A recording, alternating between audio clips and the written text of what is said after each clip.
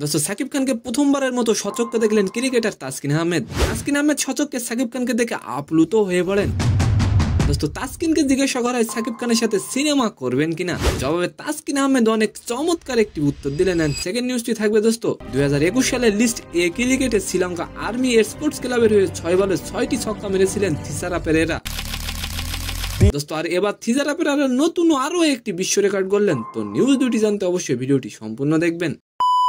দোস্ত চলচ্চিত্রের সর্বোচ্চ নায়ক সাকিব খান যেন এখন 170 অধিপতি। পদ্মার পাশাপাশি নিজের ব্যবসা নিয়েও দেখেছেন সফলতা। দোস্ত শুধু কি তাই, সম্প্রতি সময়ে কিনেছিলেন বিপিএল এর ঢাকা ক্যাপিটালসের দল। সদ্যই সাকিব খানের প্রতিষ্ঠান রিমাক বিশ্বের $100 বিলিয়ন হালাল কসমেটিক্স মার্কেটে প্রবেশ ও বিএসটিআই সনদ লাভ করে। দোস্ত সাকিব খানের নতুন মুভি বরবাদ কি পারবে নতুন রেকর্ড করতে? অবশ্যই কমেন্ট করে যাবেন। দোস্ত সাকিব খানের কোম্পানির নতুন মাইলফলকে স্পর্শ করা একটি অনুষ্ঠানের আয়োজন করা হয়, যেখানে উপস্থিত ছিলেন তাসকিন আহমেদ। দোস্ত এই অনুষ্ঠানে তাসকিনকে জিজ্ঞাসা করা হয় তিনি সাকিব খানের সঙ্গে সিনেমা করবেন কিনা।